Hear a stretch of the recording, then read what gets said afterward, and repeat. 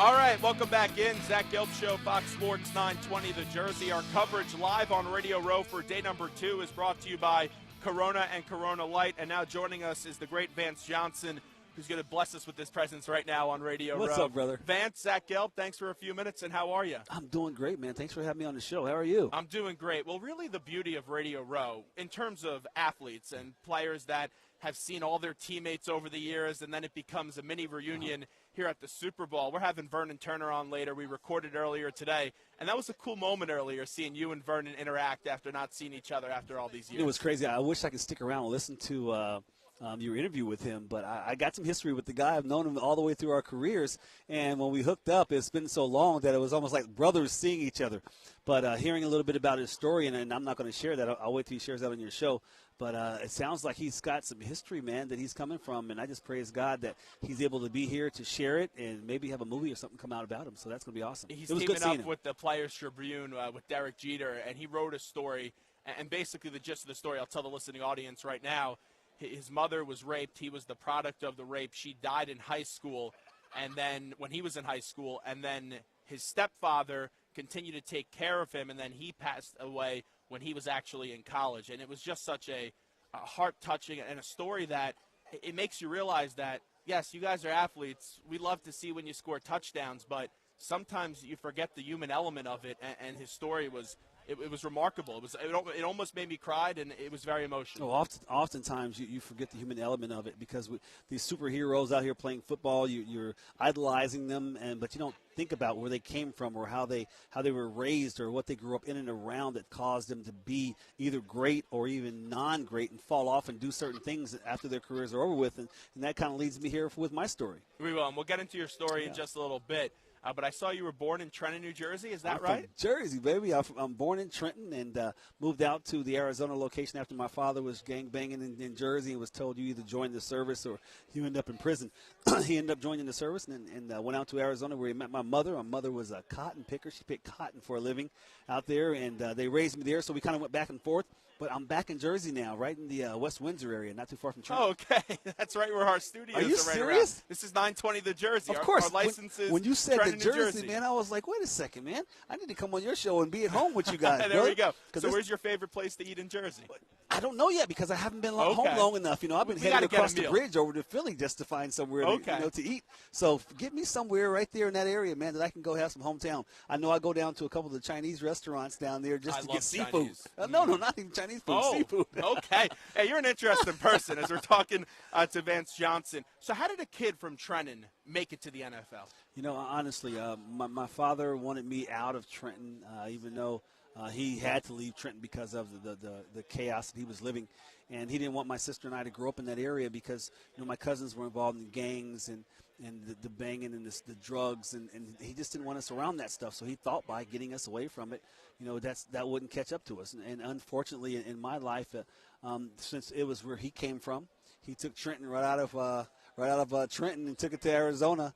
And, I stayed away from drugs and alcohol my whole life until I got to the NFL. But during my adolescent years, it was just about sports for me. It was about, competing. And I was able to win the NCAA championship in long jump. And I went to the Pan American Games, and I was a part of the Olympic team in 1984 as an alternate in long jump. So, it was about sports for me growing up and not being a part of where necessarily that I was born at.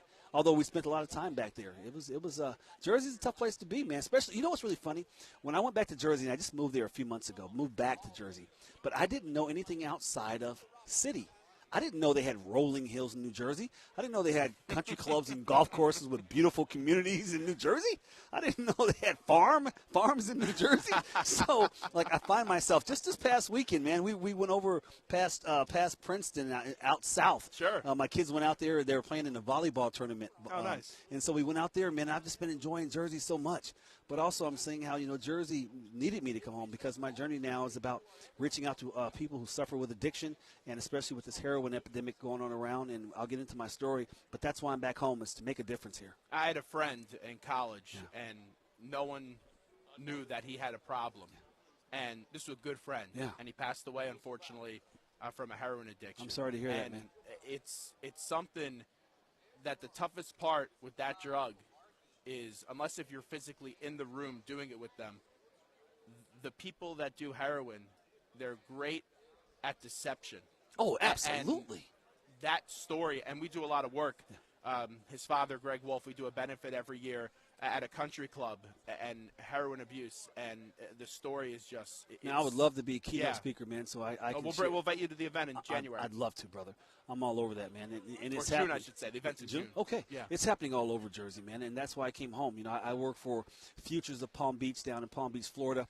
They're based out of Newtown, Pennsylvania, actually. Okay. And they opened this facility up, which is a state-of-the-art facility. And I'm a community outreach, and Jersey is my home. And so what I do is I've gone to all the drug court graduations as keynote speaker. I go to the high schools. I just partner with Hamilton Township, the mayor and director there, to just bring awareness to the kids. I do intervention. And this is what I'm about, you know, and Futures afforded me that platform. So anyone who's suffering with an addiction, reach out to me on my Facebook page. If you need some inpatient treatment, we got Futures down there in Palm Beach, Florida, right outside of Jupiter, where Tiger Woods lives at. I was out there. And I'm just going around just making awareness, man. I was down in the streets of Trenton doing an intervention just not too long ago. I even did like a live Facebook on my way down there, but I had to turn it off because I wanted the lights out when I was down there. A little bit of my story.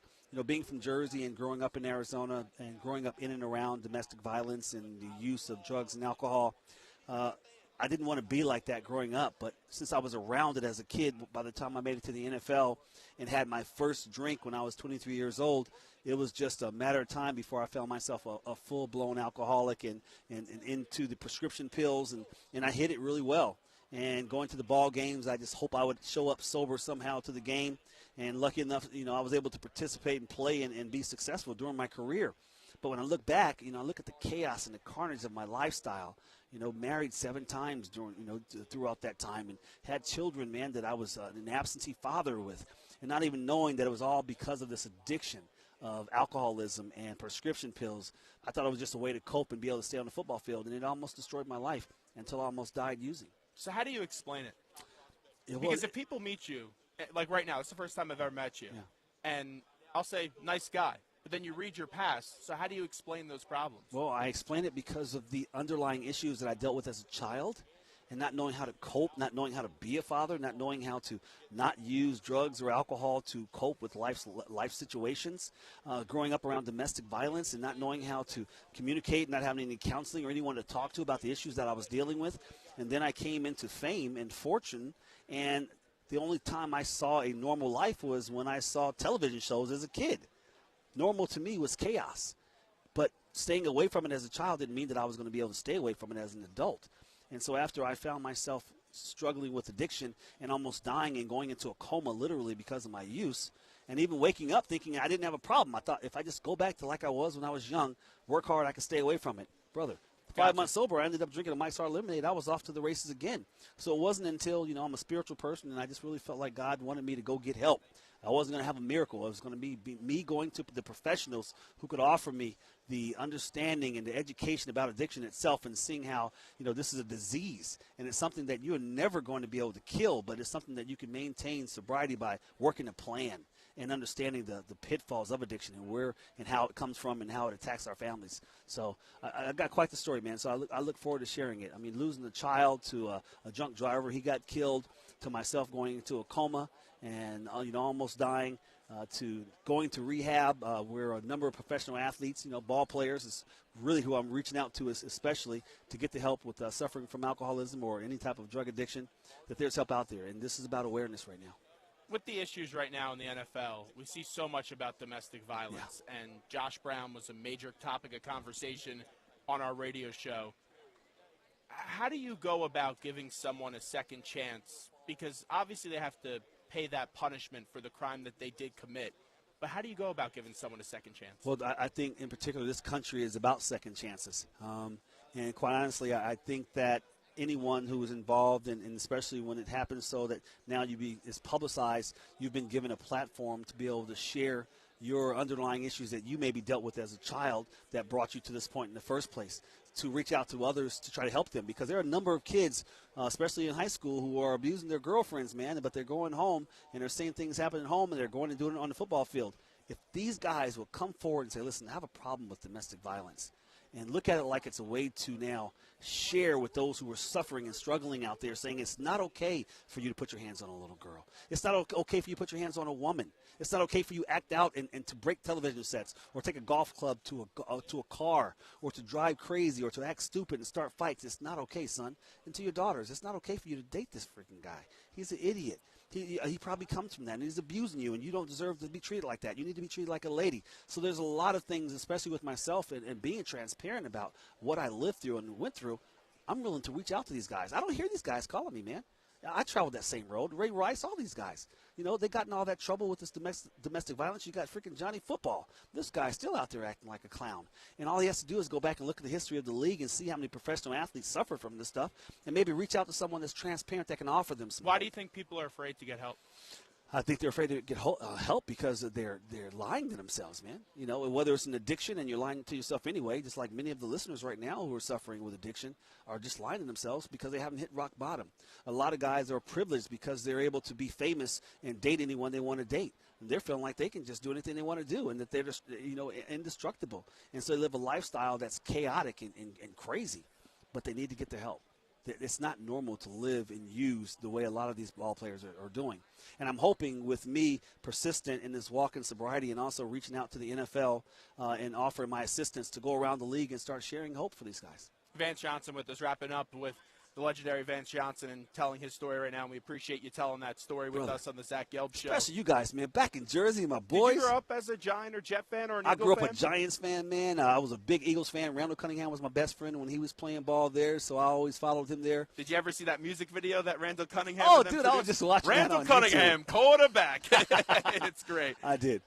So when you went up against the Giants in the Super Bowl, and I know you didn't win, but you had a breakout performance. Yeah, I did. What was that like dominating one of your hometown teams? You know what was really amazing is I had a lot of family members because we got a lot of tickets to that game, and I had a lot of fun. I really thought we had a chance to win the ball game, especially going into halftime 10-9. Elway was playing really good at the time, but Terry Bradshaw, and I saw him walking around here too. I need to talk to him. He made a comment about John Elway during the halftime, and John was watching the television set, and he said John was going to go out and choke, and he did. He went back out there, and your Giants showed up and broke all kind of records, man, touchdowns, passes, running attack. They killed us in the second half.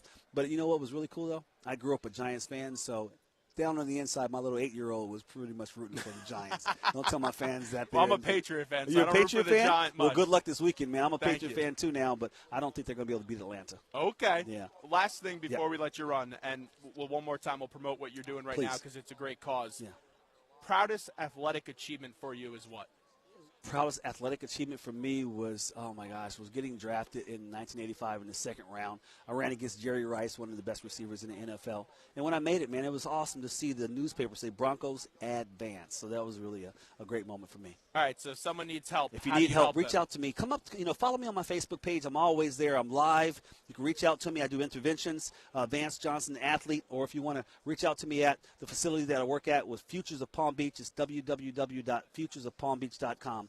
Go on there, look at our page, look at the different types of things we offer to help those who suffer from addiction, and reach out to me, and I'm always there. Thank you. Brother, Before thank you. we get you off air, we'll exchange contact Okay, info please. off air for the event in I'm home June. in Jersey. Anything I can do for my Jersey people, I'm there. Vance, All right, thank brother. you so much. Vance Johnson with us right now on Radio Row. We'll take a quick break, and we'll be back right after these short messages as our coverage rolls along from Super Bowl 51.